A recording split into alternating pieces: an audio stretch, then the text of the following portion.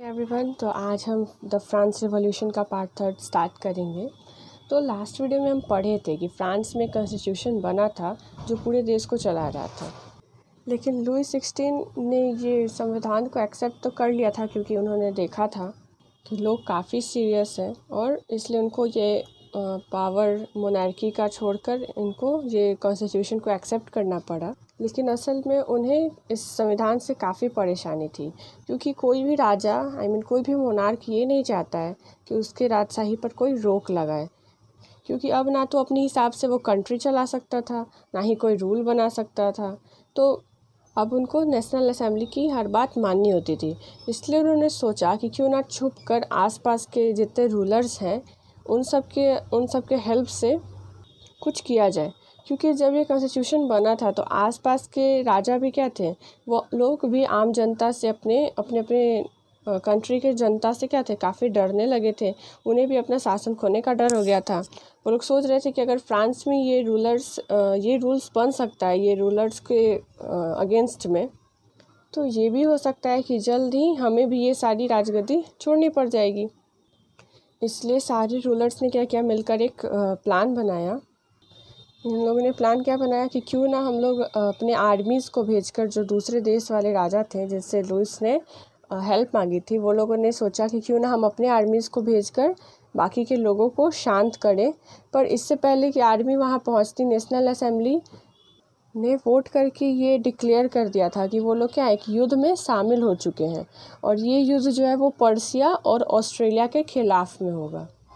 और वो लोग क्यों युद्ध में शामिल हो गए थे against of Persia and Austria, क्योंकि पर्शिया और ऑस्ट्रिया के जो रूलर्स थे वो लुई 16 का साथ दे रहे थे और उनको ये बातें पता चल गई थी। इसलिए लोगों ने सोचा कि वो ये रूलर्स के ख़िलाफ़ लड़के रूलर्स को ही हटा देंगे और फिर हम यहाँ अपनी डेमोक्रेसी को क्या करेंगे, स्थापित कर सकेंगे।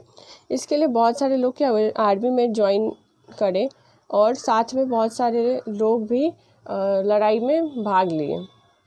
अब क्या था कि अब यूरोप की जनता जो थी वो भी चाहती थी कि उन्हें उनके कंट्री से भी, यूरोप से भी क्या हो, उन मोनार्की जो है, जो सिस्टम है, ये वाला मोनार्क का सिस्टम ख़त्म हो जाए।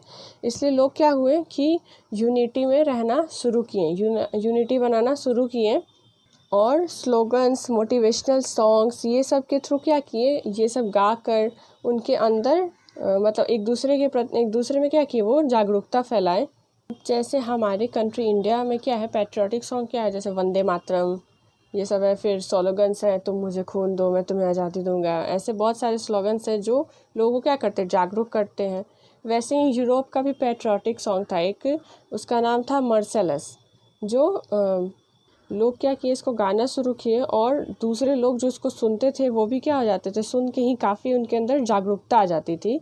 और सब लोग यही चाहते थे कि यूनिटी बनाकर लड़ाई करें और राजा को हरा दें और अपने कंट्री से मोनार्की सिस्टम को ख़त्म करें। और फिर बाद में यही जो मर्सेलस है, यही क्या हुआ, वहाँ का नेशनल एंथम बन गया, जिसको जो पोएट लिखे थे उनका नाम था रॉय डी लेस्ले, और इन्होंने ही इस नेशनल एंथम को कंपोज करा था। अब इसी टाइम क्या हुआ कि बहुत सारे पॉलिटिकल क्लब भी जो हैं वो सामने आए, उभर के आए, और ये जो पॉलिटिकल क्लब थे ये सबको साथ में जोड़ के रखते थे और सब क्या करते थे, साथ मिलकर गवर्नमेंट की जितनी पॉलिसीज़ थी उसको डिस्कस करते थे। तो अब हम इंडियन हिस्ट्री में देखेंगे तो इंडियन हिस्ट्री में था कि टीपू सुल्तान जो थे वो भी क्या थे, जैकोबिन क्लब के मेंबर बने थे और उन्होंने भी क्या, ट्री ऑफ लिबर्टी यहाँ लगाया था श्रीरंगपट्टनम में। और जब क्या हुआ था, जब ब्रिटिशर्स यहाँ आए थे तो हमने जाना कि उस टाइम वहाँ पे बहुत सारे पॉलिटिकल क्लब्स क्या थे, उभर के आ रहे थे। लेकिन जो जैकोबिन क्लब था उस टाइम का one of the most successful club था। उसका नाम, जैकोबिन क्लब का नाम जो है वो डेराइव किया गया था former convent Saint Jacob of Paris थे उनके नाम से। अब था कि जितनी औरतें थीं वो भी क्या थी, वो भी काफ़ी खुलकर पार्टिसिपेट कर रही थी और वो भी अपना क्या कर रही थी, एक सेपरेट क्लब बना रही थी। इनका मोटिव ये था कि इनको मोनार्की को किसी तरह ख़त्म कर देना है और फ्रांस को भी रिपब्लिक बनाना है। तो फ्रांस को जब एक रिपब्लिक बनाना है तो एक लीडर तो चाहिए ही होगा, तो सारे लोगों को संभालने के लिए एक गाइडलाइन तो चाहिए होता है सब, हर किसी भी चीज़ों में। तो ये जो था, तो इसमें मैक्सिमिलियन रॉब्सपियर थे, उनको क्या किया गया, वहाँ का लीडर बनाया गया, जिन्होंने सारे लोगों को इकट्ठा किया और एक अलग मीन्स डिफरेंट अपीयरेंस के लिए उन्होंने क्या किया, एक ड्रेस कोड को मीन्स लागू किया। जो क्या था, जो ड्रेस कोड था वो था कि लंबी स्ट्रिप वाली पैंट जो है वो सबको यूज़ करनी है, लॉन्ग स्ट्रिप ट्राउज़र जो है वो सबको सिमिलर ही यूज़ करना है। तो उन्होंने ड्रेस कोड इसलिए बनाया ताकि वो क्या करें, वो अपने ग्रुप को एक डिफरेंट अपीयरेंस दे सकें। और फिर सब ने मिलकर क्या किया, पैलेस ऑफ ट्यूलरीज है ना पैलेस, इस पर क्या किया, सब ने मिलकर अटैक किया और ये जो महल था उसको भी सब ने मिलकर तोड़ दिया। किंग के जितने गार्ड्स थे उनको भी मार दिया और राजा को भी बंदी बना लिया। और सारे लोगों से भी ये कहा कि जितने रॉयल फैमिली हैं उनको क्या करना है, बंदी बनाकर उनको इम्प्रिजन करके रखना होगा, क्योंकि हो सकता है कि ये राजा क्या करे, दोबारा जब अगर हम इनको छोड़ दें तो ये दोबारा किसी दूसरे राजा से मिलकर फिर से कोई प्लानिंग बना ले, फिर से कोई प्लान करे और हमारे साथ हो सकता है कि फिर से चीटिंग कर दे, विश्वासघात कर दे। और इसके बाद ही ये कहा गया कि जो भी लोग 21 प्लस एज के हैं, जो 21 से ज़्यादा एज वाले हैं, उनको वोट देने का अधिकार है, चाहे वो किसी भी रिलीजन के हो, धनी हो, गरीब हो, उन कोई भी बेसिस पे उनको डिस्क्रिमिनेट नहीं करना है। जो भी 21 प्लस हैं, 21 प्लस हैं एज में, उन्हें वोट देने का अधिकार है। और उस टाइम में क्या था कि एक न्यूली इलेक्टेड असेंबली बनी जिसका नाम था कन्वेंशन। ये 21 सितंबर 1792 को मोनार्की सिस्टम को ख़त्म किया इन्होंने मिलके, और इसके बाद फ्रांस भी क्या हो गया है, उसको भी रिपब्लिक घोषित कर दिया गया। अब है हमारा द रीज़न ऑफ टेरर। तो ये एक ऐसा वक्त था जब रॉबस्पियर जो लोगों के लीडर थे उन्होंने एक ऐसी पॉलिसी फॉलो करा जिसमें वो लोगों से क्या करते थे, बहुत बुरा ही व्यवहार करते थे और उनको बहुत पनिश भी करते थे।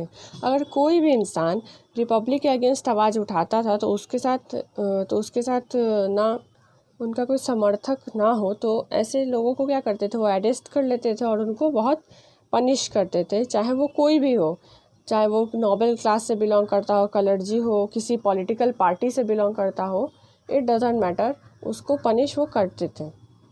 इनकी व्यवस्था बहुत ही कट्टर थी, इनके खुद के लोग इनसे बहुत डरते थे, जिससे लोग क्या थे, परेशान होकर रॉबस्पियर को बोलने लगे कि इतना ज़्यादा कट्टर होना सही नहीं है। कुछ लोग मिलकर इनको समझाएं कि इतना कट्टर होना सही नहीं है, इतना तानाशाही करना भी सही चीज़ नहीं है।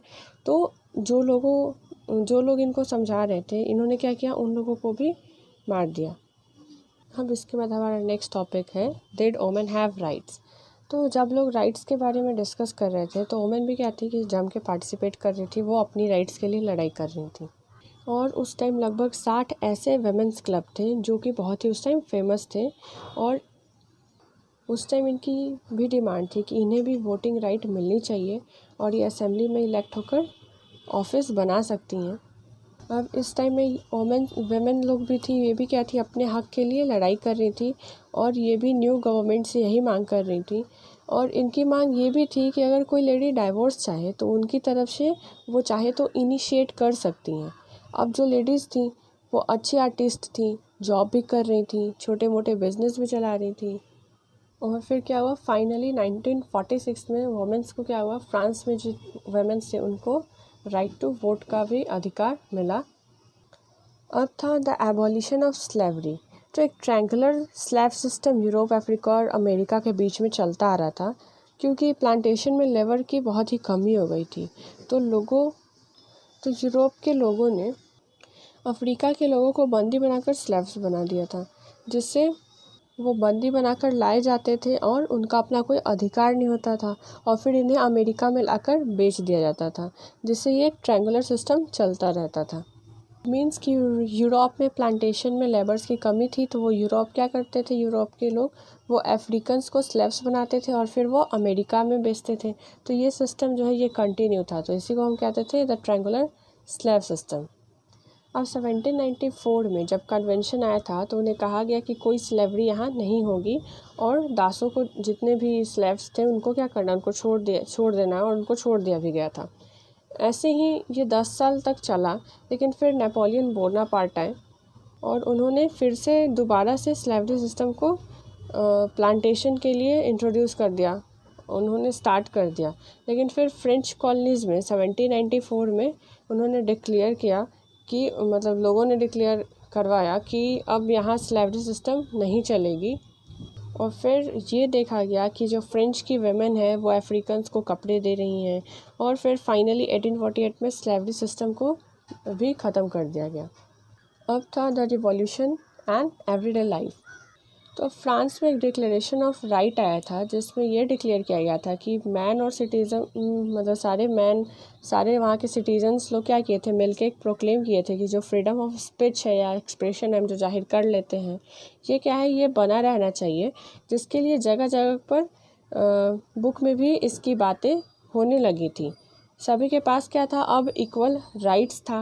1804 में नेपोलियन बोनापार्ट जो है वो खुद को फ्रांस का एम्परर घोषित करते हैं और वो आसपास के यूरोपियन कंट्री को भी जीत लेते हैं, जिससे लोग भी उनको काफ़ी पसंद करते हैं। वो एक अच्छे लीडर भी होते हैं।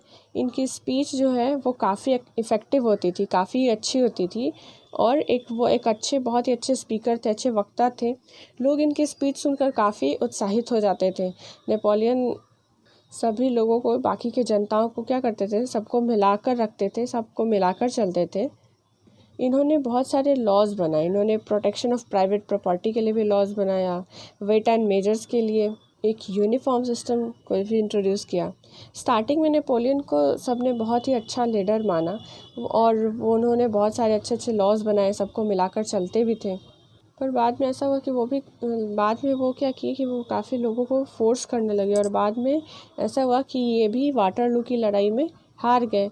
और फिर भी इन्होंने काफ़ी अच्छा काम करा था, इसलिए लोग क्या किए कि इनकी जो जितनी भी आइडियाज़ थी, इनके जितने मॉडर्न लॉज आए थे, वो सबको फॉलो करते रहे, और पूरी दुनिया ने उनसे काफ़ी अच्छी चीज़ें सीखी, बहुत कुछ सीखा। तो अब आपका लेसन यहाँ ख़त्म होता है, एंड थैंक यू।